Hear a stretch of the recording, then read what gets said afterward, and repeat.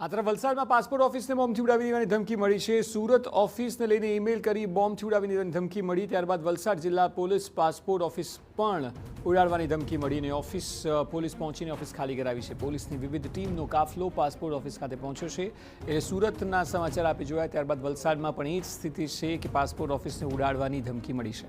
એટલે દક્ષિણ ગુજરાતના મુખ્ય 2 શહેરોના પાસપોર્ટ ઓફિસને ટાર્ગેટ કરતો ઈમેલ આવ્યો છે અને તેને લઈને હવે ડોગ સ્ક્વોડથી લઈને બોમ્બ સ્ક્વોડ અને પોલીસના ઉચ્ચ અધિકારીઓ પણ સ્થળ પર હાજર છે।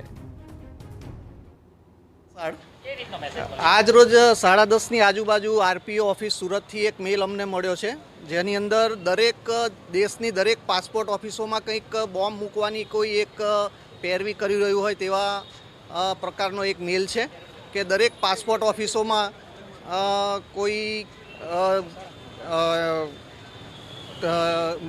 બોમ્બ મૂકી અને પાસપોર્ટ ઓફિસને ઉડાવી દેવાનો એક મેલ અમને મળ્યો છે, જેને આધારે અને જેના સંદર્ભમાં અમે તરત જ કલેક્ટર ઓફિસને, ડીએસપી ઓફિસને અને ફાયર બ્રિગેડને